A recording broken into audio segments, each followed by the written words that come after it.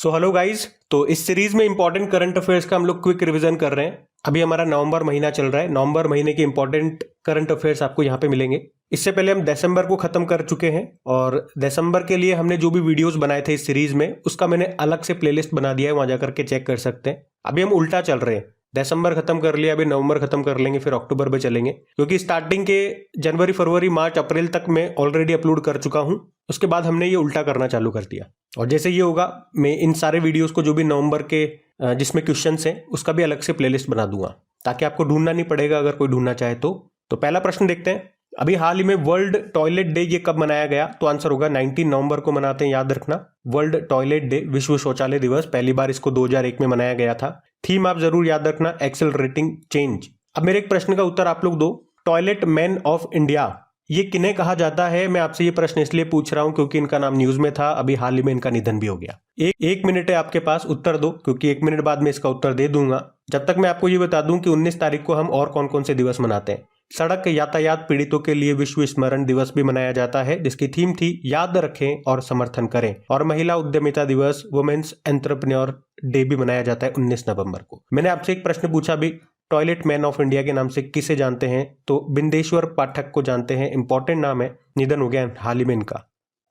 फिर अगला प्रश्न भी इंपॉर्टेंट है, मिस यूनिवर्स 2023 का खिताब किसने जीता? और आज का ये हमारा जो शो है इसमें सारे इंपॉर्टेंट क्वेश्चन है। वैसे तो हमारी सीरीज में मैं वैसे ही सारे इंपॉर्टेंट क्वेश्चन ही कलेक्ट कर रहा हूं आपके लिए, सारे इंपॉर्टेंट क्वेश्चन ही लेकर के आ रहा हूं, लेकिन उनमें भी अगर देखोगे ना आप तो इस वाले वीडियो में आपको बहुत इंपॉर्टेंट क्वेश्चन मिलेंगे। देखते जाओ, आपको मजा आ जाएगा।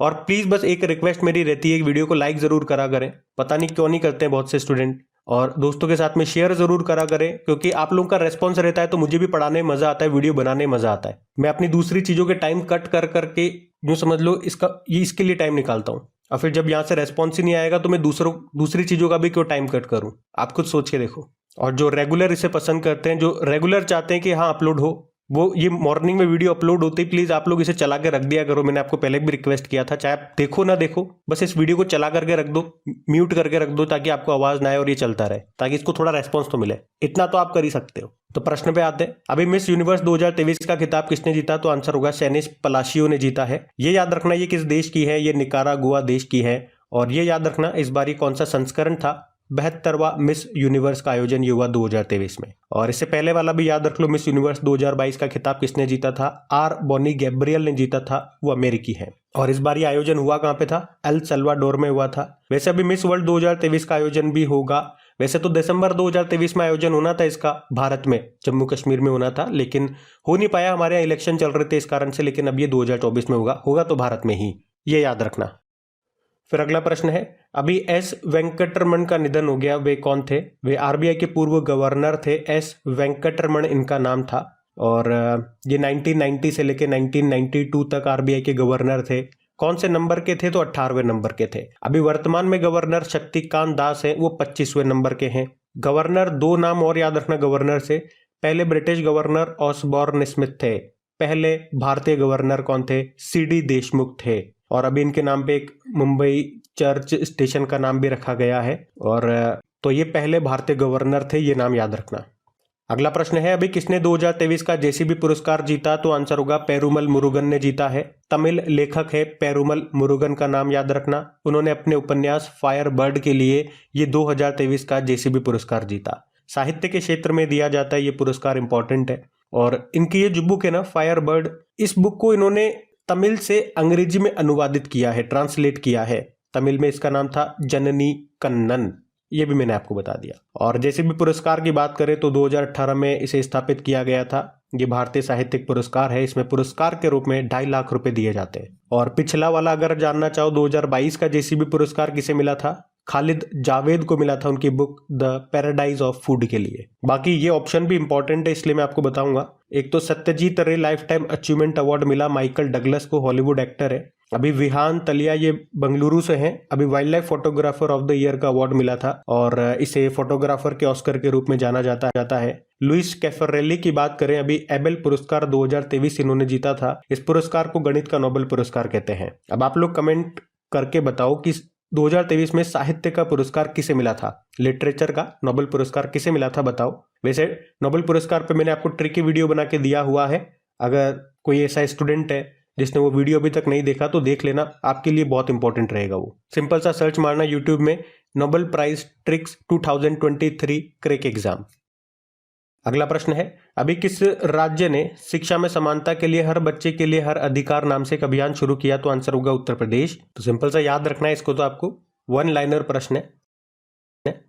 अगला प्रश्न है, अभी हाल ही में अर्जेंटीना के नए राष्ट्रपति कौन बने? तो आंसर होगा जेवियर माइली बने हैं। और ये बड़ा इंपॉर्टेंट प्रश्न हो जाता है, या अर्जेंटीना हमारे लिए इंपॉर्टेंट होता है, एक तो इस कारण से कि अभी इसके बने और इन्होंने अभी एक कांड भी कर दिया। क्या कांड करा कि अभी ब्रिक्स में शामिल होने से इन्होंने मना कर दिया है। ब्रिक्स में अभी 6 नए देश शामिल होने थे 1 जनवरी 2024 को, जिसमें से इन्होंने मना कर दिया कि भैया हम तो नहीं होंगे, हमारी पहले वाली सरकार ने कहा था शामिल होने के लिए, हम तो ना होए। ब्रिक्स वालों ने कहा तुम्हारी ऐसी की तैसी, मत हो, नहीं होना। तो अब आप लोग मुझे उत्तर देंगे कि 5 जो देश शामिल हुए हैं उनके नाम क्या हैं। हम अर्जेंटीना की बात करके, क्योंकि इसके स्टैटिक इंपॉर्टेंट रहेंगे हमारे लिए। कैपिटल ब्यूनोस आयर्स है और करेंसी है अर्जेंटीनी पीसो।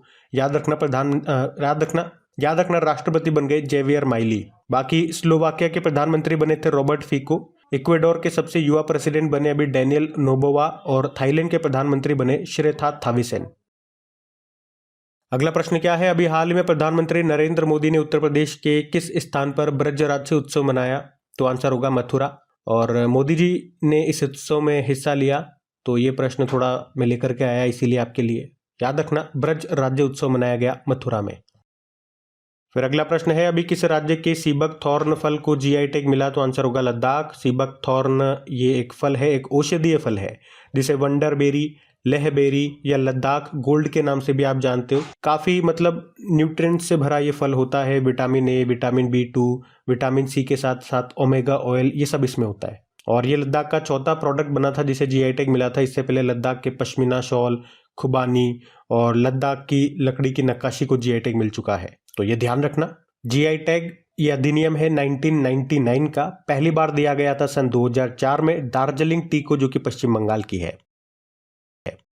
फिर अगला प्रश्न आपके लिए है कि सुप्रीम कोर्ट के द्वारा लॉन्च किए गए मंथली न्यूज लेटर को क्या नाम दिया गया? तो आंसर होगा सुप्रीम कोर्ट क्रॉनिकल। मतलब सुप्रीम कोर्ट क्या करेगा, अपने महीने भर की जो भी इसकी कार्रवाई हुई है, जो भी बड़े बड़े घोषणाएं, जो भी बड़े बड़े फैसले सुनाए गए हैं, वो इस मंथली न्यूज लेटर में छापेगा और हर महीने इसको निकालेगा। इसका नाम सुप्रीम कोर्ट क्रॉनिकल नाम दिया गया। इसे अभी हमारे chief justice of India DY Chandrachud ने ही लॉन्च किया है। अभी उन्होंने, याद होगा, सुप्रीम कोर्ट में मिट्टी कैफे को भी लॉन्च किया था। ये भी ध्यान रखना। अगला प्रश्न देखते हैं। फिर अगला प्रश्न पूछ रहे हैं कि लग्जमबर्ग के प्रधानमंत्री कौन बन गए? ल्यूक फ्रीडेन बन गए हैं। लग्जमबर्ग की स्टैटिक याद रखना, ये एक यूरोपियन देश है, कैपिटल इसकी लग्जमबर्ग सिटी होती है, यूरो करेंसी हो गई। प्रधानमंत्री बन गए ल्यूक फ्रीडेन। और आपको याद हो तो पब्लिक ट्रांसपोर्ट को फ्री करने वाला ये दुनिया का पहला देश बना था लग्जमबर्ग, इसीलिए ये इंपॉर्टेंट भी है। बाकी ऑप्शन भी मैं आपको रिवाइज कराऊंगा। अर्जेंटीना के अभी प्रेसिडेंट बने हमने देखा जेवियर माइली, और लातविया के पहले समलैंगिक राष्ट्रपति बने थे ये एडगर रिंकेविक्स, और फिनलैंड के नए प्रधानमंत्री बने पेटेरी ओर्पो, इनका नाम है। फिर अगले प्रश्न में पूछ रहे हैं, अभी विश्व बाल दिवस कब मनाया गया? वर्ल्ड चिल्ड्रन डे 20 नवंबर को मनाते हैं, ये याद रखना। थीम याद रखना, हर बच्चे के लिए हर अधिकार, इसकी थीम हो गई। भारत में आप जानते हो 14 जनवरी को हमारे जो पहले प्रधानमंत्री थे पंडित जवाहरलाल नेहरू जी, उनकी जयंती को नेशनल चिल्ड्रन डे मनाते हैं। और बच्चों से संबंधित 2 और दिवस बताऊंगा। एक तो वीर बाल दिवस हमने मनाना शुरू किया 26 दिसंबर को, और world day against child labour ये मनाया जाता है 12 जून को। तो यहाँ पे ये बच्चों से संबंधित 4 दिवस मैंने आपको बताया, इनको ध्यान में रखना। अगला प्रश्न देखो, पर्यटन मंत्रालय के द्वारा अंतर्राष्ट्रीय पर्यटन मार्ट का आयोजन ये कहाँ पे हुआ? तो आंसर होगा शिलोंग में। ये नवंबर में हुआ था और मेघालय के शिलोंग में इसका आयोजन किया गया अंतर्राष्ट्रीय पर्यटन मार्ट का।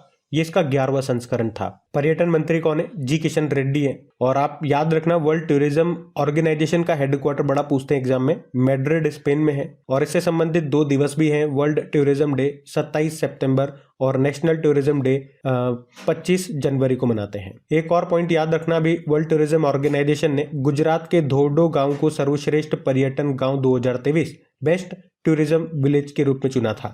तो यहां से ये फैक्ट्स आपके बनेंगे। अगला प्रश्न देखते हैं। अगला प्रश्न कह रहा है किसने अपना 7वां एकल ATP फाइनल खिताब जीता? तो आंसर होगा नोवाक जोकोविच ने। नोवाक जोकोविच, एक तो ये याद रखना इनका संबंध टेनिस से है और ये सर्बिया के हैं टेनिस प्लेयर, और अभी इन्होंने ही अपना रिकॉर्ड 7वां ATP फाइनल खिताब जीता। किसे हराया? इतालवी के एक खिलाड़ी हैं जानिक सिनर। और इस जीत के साथ आप कह सकते हो रॉजर फेडरर का रिकॉर्ड इन्होंने तोड़ दिया है, जिन्होंने 6 एटीपी फाइनल खिताब जीते थे। नोवाक ने 7 जीत लिए हैं। ये आपके टेनिस में नंबर 1 प्लेयर भी हैं पुरुषों में। एटीपी मतलब क्या होता है? एसोसिएशन ऑफ टेनिस प्रोफेशनल्स, जिसका मुख्यालय आपको मिलेगा लंदन यूके में। और आप ये भी ध्यान रखना कि नोवाक जोकोविच ये 24 ग्रैंड स्लैम एकल खिताब जीतने वाले दुनिया के पहले पुरुष खिलाड़ी भी हैं।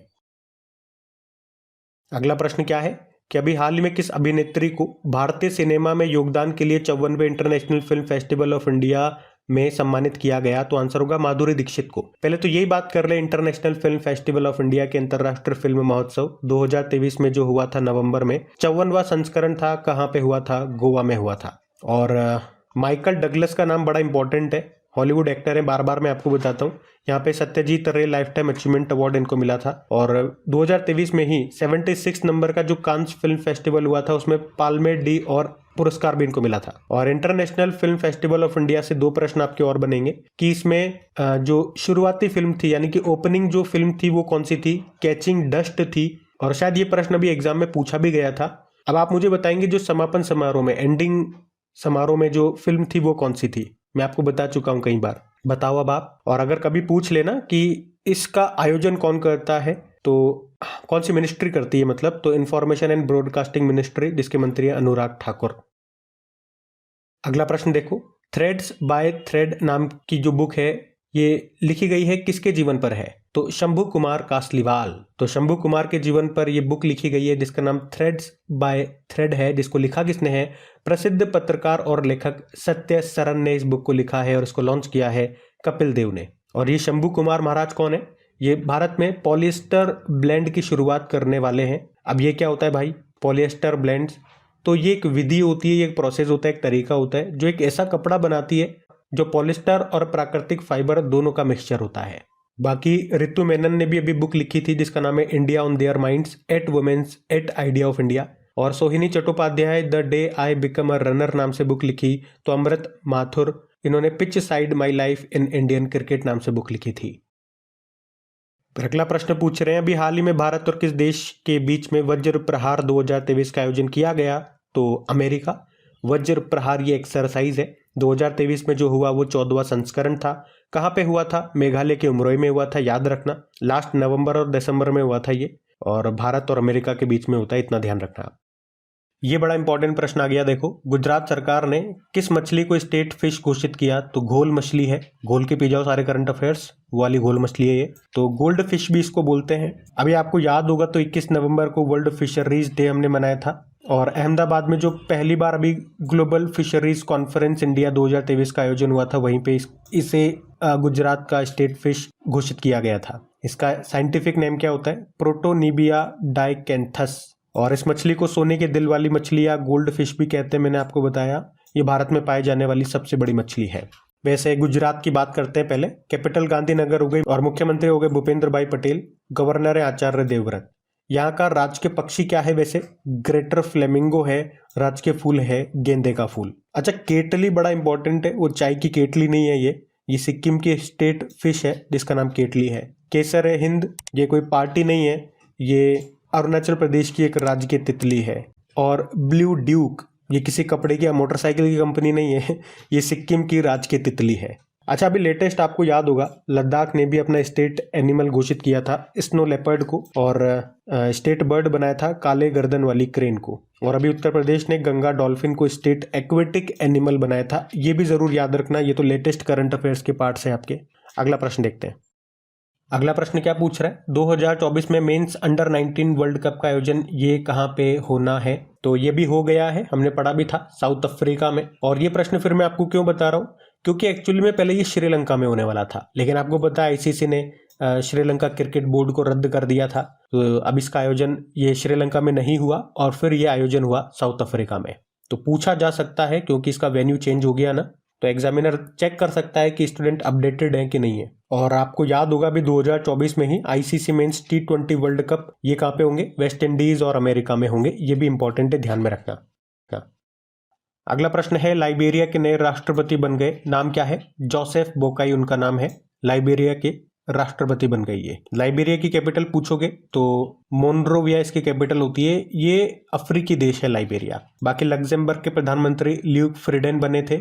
अर्जेंटीना के बने थे जेवियर माइली। और मालदीव के प्रेसिडेंट मोहम्मद मुइज़ेज़ु बड़ा न्यूज़ में थे, तो ध्यान रखना। फिर अगला प्रश्न है, अभी नवंबर 2023 में ऑस्ट्रा हिंद नाम से एक्सरसाइज हुआ था।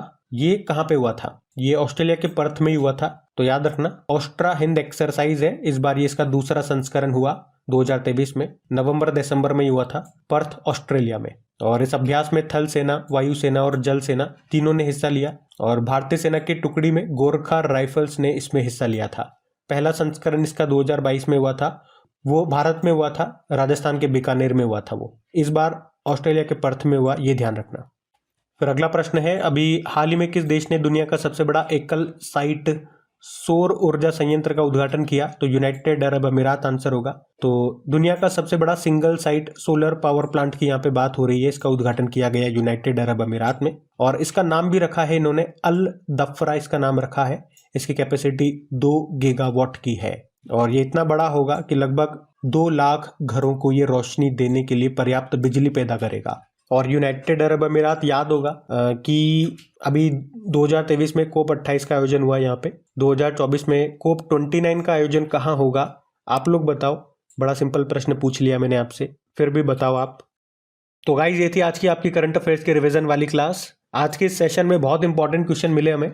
वैसे तो आपकी इस सीरीज में जिस भी महीने का मैं कवर कर रहा हूँ, चाहे वो नवंबर हो, चाहे दिसंबर हो, चाहे कोई सा भी महीना हो, सारे इंपॉर्टेंट क्वेश्चन ही आपके लिए लेकर के आ रहा हूँ। पॉइंट टू पॉइंट चीजें मैं लेकर के आ रहा हूँ, जो जो आपके लिए इंपॉर्टेंट है, एग्जाम पॉइंट ऑफ व्यू से इंपॉर्टेंट है। अभी यहाँ पे मैं बिल्कुल भी आपको डेली करंट अफेयर्स वाली कोशिश नहीं कर रहा हूँ, किस प्रश्न का मैं आपको मतलब समझाऊं, कैसे होता है, क्यों होता है, वो हम करते हैं डेली करंट अफेयर्स वाली क्लास में। यहाँ पे पॉइंट टू पॉइंट रिवीजन का मतलब यही होता है कि हाँ, हम इसे पहले पढ़ चुके हैं, समझ चुके हैं, अभी तो बस रिवीजन करवा दो। तो एक बार फिर से याद दिलाऊंगा, सेशन को सपोर्ट जरूर कीजिए, इसे आपकी सपोर्ट की बहुत जरूरत है। आपके सपोर्ट के बिना ये चल नहीं पाएगा। आपके सपोर्ट के बिना यूं कहूं तो ये अपाहिज है। तो इसे लाइक करके दोस्तों के साथ में, ये स्टडी ग्रुप होता है तो शेयर जरूर करना। और मॉर्निंग में आते ही वीडियो चलाने वाली बात आपको याद रखनी है, हर वीडियो को आपको मॉर्निंग में आते ही चला देना है। चाहे आपको देखो ना देखो, आप दिन में देखो, शाम को देखो, जब भी आपकी इच्छा हो देखो। मैं यूं नहीं कहूंगा कि सुबह ही देखो, लेकिन जब भी आपका मोबाइल फ्री हो, आप वीडियो को चला करके रख दो, मिनिमम वॉल्यूम कर दो, ताकि आप डिस्टर्ब नहीं हो और मोबाइल साइड में चलता रहे, आप अपने काम करते रहो।